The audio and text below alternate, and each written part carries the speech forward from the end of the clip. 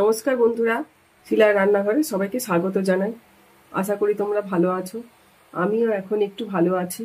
বড়দেরকে প্রণাম আর ছোটদেরকে অনেক অনেক ভালোবাসা দিয়ে অনেক দিন পরে আবার তোমাদের সামনে একটা রেসিপি নিয়ে আসলাম। সঙ্গে থেকো তোমরা। দেখো, এই যে নিয়ে এসেছি কলার খোসা, ফেলে দেওয়া জিনিস। এই দিয়ে তৈরি করে দেখাবো আজকে তোমাদেরকে একটা মুখরোচক লোভনীয় বাটার রেসিপি। সঙ্গে থেকে রেসিপিটা দেখো। খোসাটাকে এবার একটা বাটিতে দিয়ে ভালো করে ধুয়ে নেব।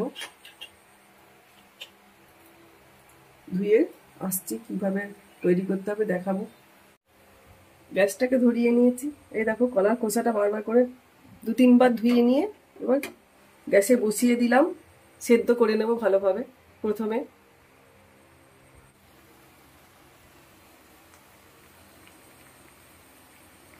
ভালো করে নাড়িয়ে চাড়িয়ে ফুটিয়ে নেব।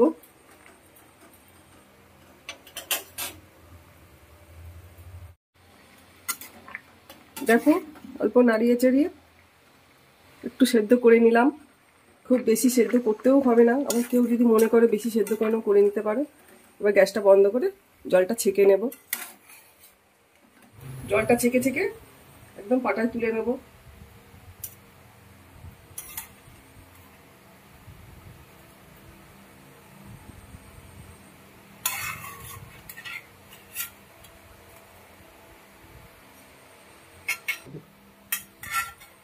পাটায় তুলে নিলে তাড়াতাড়ি ঠান্ডা হয়ে যাবে, বেটে নিতে পারবো তাড়াতাড়ি করে।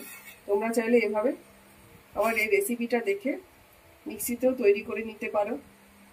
কলার খোসা বাটা গরম ভাতের সঙ্গে খুব ভালো লাগে খেতে। হালকা ঠান্ডা হয়ে গেছে। এবার কলার খোসাটা আগে পাটায় বেটে নেব।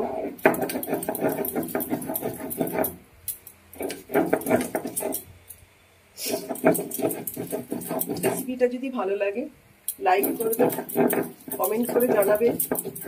ইউটিউব থেকে দেখলে ইউটিউব চ্যানেলটিকে সাবস্ক্রাইব করে পাশে থাকা বেল আইকনটা প্রেস করে দিও, যাতে ভিডিও বেরোলে প্রথমে তোমাদের কাছে পৌঁছে যায়। ফেসবুক থেকে দেখলে ফেসবুক পেজটিকে ফলো করে আমার সঙ্গে থাকো। দেখো, সবাই প্রায় কলার খোসা ফেলেই দেয়।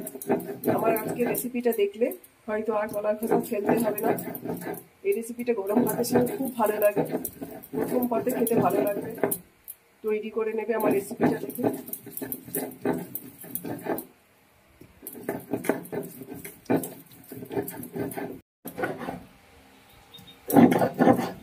একবার করে মিহি বাটা হয়ে গেছে, আরেকবার বেটে নেবো, যাতে এর মধ্যে কোনো আঁশ না থাকে। এখন একটু একটু আঁশ আছে, খুব মিহি করে বেটে নিতে হবে।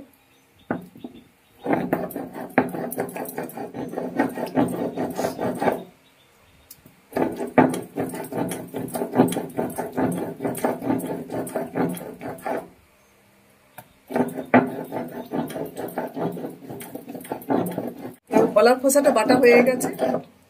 এবার ওই কলার খোসার বাটার শিলের মধ্যেই আমি পরিমাণ মতন রসুন ছাড়িয়ে রেখেছি দিয়ে দেব।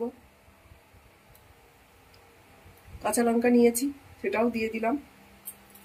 পরিমাণ মতন কালো জিরে দিয়ে দেব। বেটে বাটাটা তুলে নিচ্ছি, কারণ অসুবিধা হবে, শিলের বেরিয়ে যেতে পারে, পড়ে যেতে পারে, তো তুলে নিলাম। এবার ওই শিলের মধ্যেই সবকিছু একসঙ্গে বেটে নেব।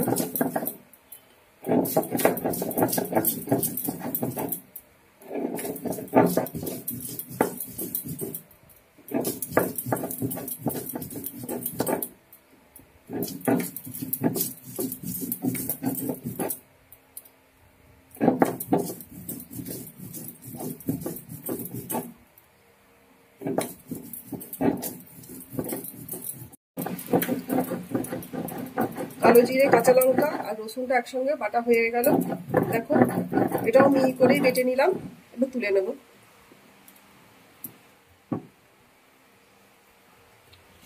এই যে কলার খোসাটা বাটা আছে, এর পাশ দিয়েই তুলে রাখলাম।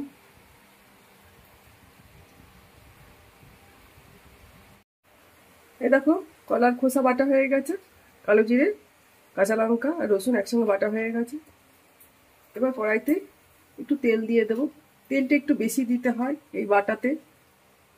দেখো, তেলটা একটু বেশিই দিলাম, কারণ তেল কম হলে খেতে ভালো লাগবে না।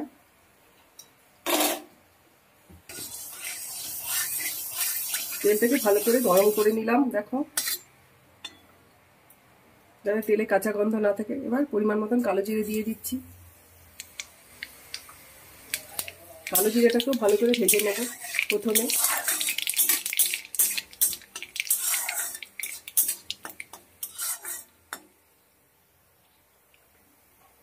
কালো জিরেটা ভালো করে ভাজা হয়ে গেছে। এবার বেটে রাখা সব জিনিসগুলো এক এক করে দিয়ে দেবো।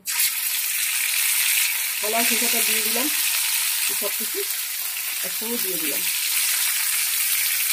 গ্যাসটাকে মিডিয়ামে করে নেব। এবার এর মধ্যে পরিমাণ মতো লবণ দিয়ে দিলাম, হলুদ দিয়ে দিলাম। গ্যাসটা মিডিয়াম করে রেখেছি। এবার আস্তে আস্তে এভাবে খুন্তির সাহায্যে ভাজা ভাজা করে নেব। খুব সুন্দর করে ভাজাটা করে নিতে হবে কড়াতে দিয়ে। এবার গ্যাসটাকে একদম লোতে করে দেবো, ধৈর্য ধরে ভালো করে ভেজে নিতে হবে।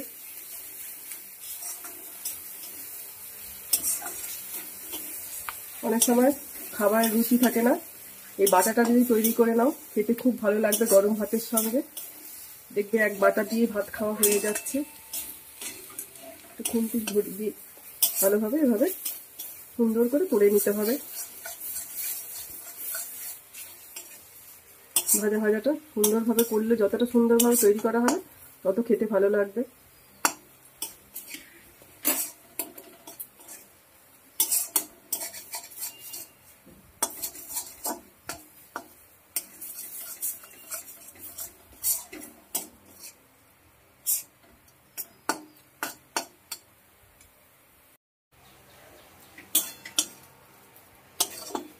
গ্যাসটাকে কম করে রাখতে হবে, কারণ যদি পোড়া না লেগে যায়, পোড়া লাগলে খেতে ভালো লাগবে না। দেখো অনেকটাই হয়ে গেছে। নেড়ে নেড়ে তৈরি করে নিতে হবে এইভাবে কলার খোসা বাটা। এবার এই বাটার মধ্যে একটু চিনি দিয়ে দিয়েছি, খেতে খুব ভালো লাগবে তার জন্য। এবার চিনিটা দিয়েও আবার একটু ভাজা ভাজা করে নেব।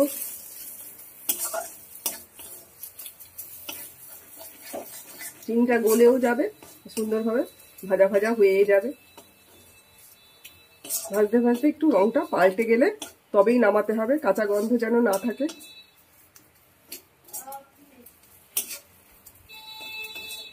দেখো আস্তে আস্তে শুকিয়ে যাচ্ছে, কড়া থেকে উঠে আসছে। আরও একটু ভালো করে আমি ভেজে নেব। আমার এই রেসিপিটা দেখে বাড়িতে তৈরি করে নাও, খুব ভালো লাগে গরম ভাতের সঙ্গে প্রথম পাতে খেতে। আজকে থেকে আমার এই রেসিপিটা যদি দেখো, তৈরি করো, আর কলার খোসা ফেলে দিতে হবে না, এভাবেই তৈরি করে নিতে পারবে।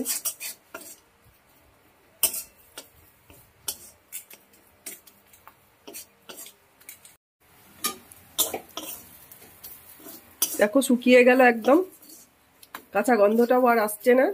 তৈরি হয়ে গেল আমার কলার খোসা বাটা। এবার নামিয়ে নেব।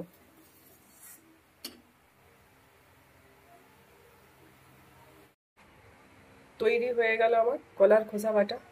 রেসিপিটা যদি তোমাদের ভালো লাগে লাইক করবে, কমেন্ট করে জানাবে, শেয়ার করবে। ইউটিউব থেকে দেখলে ইউটিউব চ্যানেলটিকে সাবস্ক্রাইব করে পাশে থেকো। ফেসবুক থেকে দেখলে ফেসবুক পেজটিকে ফলো করে আমার সঙ্গে থেকো। সবাই ভালো থেকো, সুস্থ থেকো, পাশে থেকো। দেখা হচ্ছে তোমাদের সঙ্গে আবার অন্য কোনো রেসিপি নিয়ে। ধন্যবাদ।